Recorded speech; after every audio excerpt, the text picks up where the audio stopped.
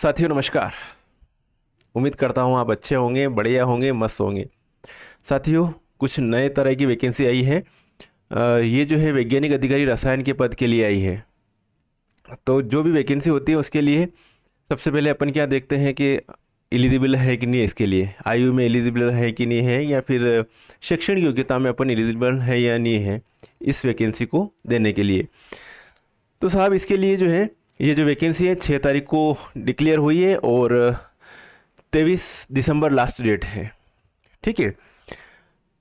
तो इसके लिए जो है ऑनलाइन आवेदन हो रहे हैं इसके लिए। और आयु सीमा जो है, आयु सीमा के लिए पूरा कैलकुलेशन संबंध सभी चीज़ें दे रखी हैं कि इतनी इतनी आयु सीमा होनी चाहिए। 1 जनवरी 2024 के संदर्भ में जो आपकी 10वीं की मार्कशीट के है उसके अकॉर्डिंग आयु जो है निर्धारित की जाएगी। सारी डिटेल दे रखी है। इसकी जो हो पोस्ट जो है, पोस्ट काफ़ी कम है इसके लिए। अब है मेन शैक्षणिक अर्हता कि इसकी जो है एजुकेशन क्वालिफिकेशन क्या है साहब। तो यहाँ पे जो भी एमएससी केमिस्ट्री है कैंडिडेट रसायन शास्त्र में, वो कैंडिडेट जो है इसका फॉर्म जो है भर सकता है, रसायन शास्त्र या फिर न्यायालयिक विज्ञान। तो इन दोनों में जो भी है एमएससी, तो लगभग लगभग मेरा मानना है कि जो भी केमिस्ट्री से एमएससी है वो सभी जो है इसमें अप्लाई कर सकते हैं। द्वितीय श्रेणी में एमएससी होना चाहिए। अब मेन चीज़ आती है यहाँ पर 2 वर्ष का वैज्ञानिक अनुभव, वैज्ञानिक शोध कार्य का अनुभव।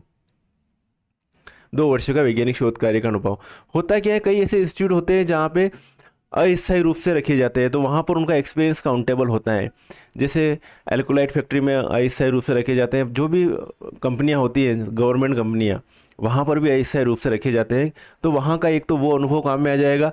और जिन लोगों ने पीएचडी कर रखा है, क्या कर रखा है, पीएचडी कर रखा है, उन पीएचडी का भी, पीएचडी वाले कैंडिडेट भी इस वाली में, क्योंकि शोध तो हो रहा ना सब साहब, उनका शोध कार्य ही हो रहा, तो जो पीएचडी कैंडिडेट है वो इसमें फॉर्म फिलअप करे। इसके अलावा जो भी प्राइवेट कंपनी में वर्क करते हैं, फार्मा कंपनी हो, कोई भी केमिकल कंपनी हो, वहाँ पर जो वर्क करते हैं तो वहाँ का उनका जो है एक्सपीरियंस सर्टिफिकेट लगा सकते हैं केमिकल में वर्क करने का।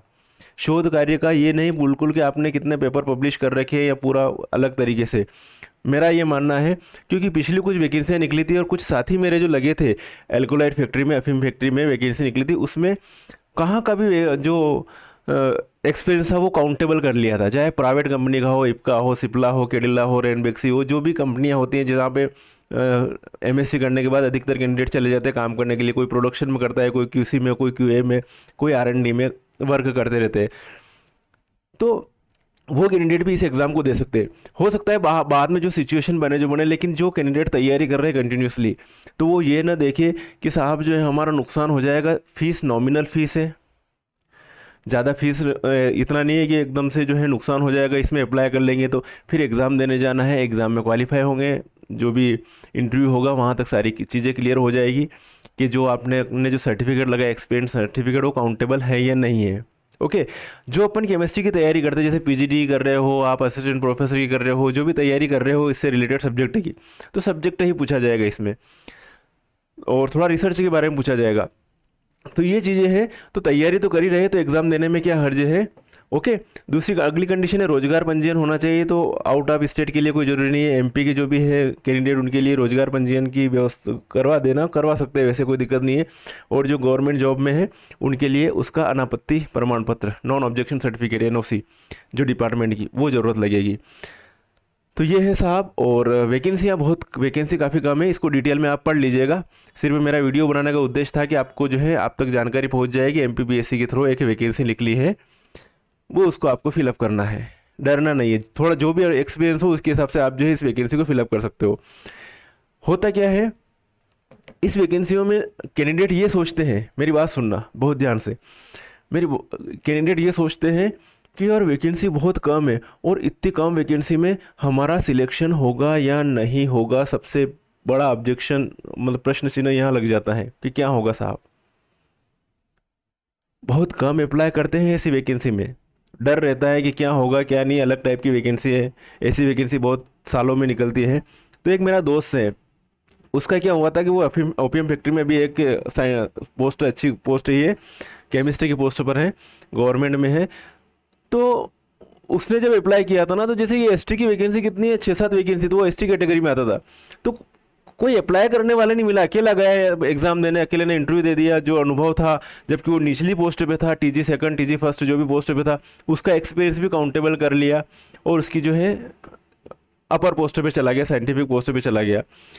तो ये डरने का नहीं है कि यार इतनी इस टाइप की वैकेंसी में कंपटीशन मेरे हिसाब से तो कम होता है, क्योंकि लोगों की जानकारी नहीं रहती है कि क्या करें। इसमें कंपटीशन बहुत कम हो जाता है उस कंडीशन में। तो एक तरह से ये है कि कंपटीशन था ही नहीं, एग्ज़ाम देने वाला वही है, इंटरव्यू देने वाला वही है, थाली में सजा के तिलक लगा के उसको जो है सिलेक्शन हो गया, एक तरह से ये कह सकते हैं।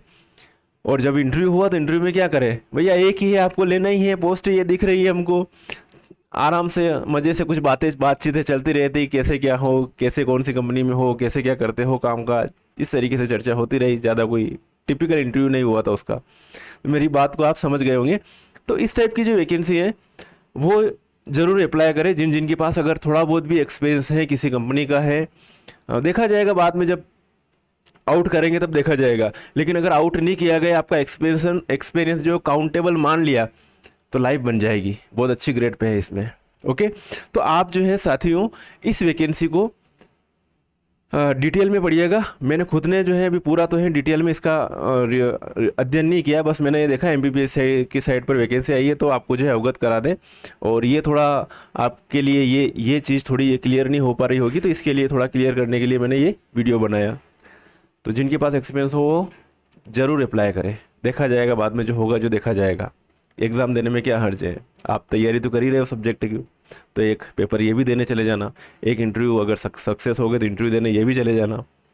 ओके, तो साथियों मिलेंगे नेक्स्ट वीडियो में, तब तक के लिए ओके बाय, जय हिंद।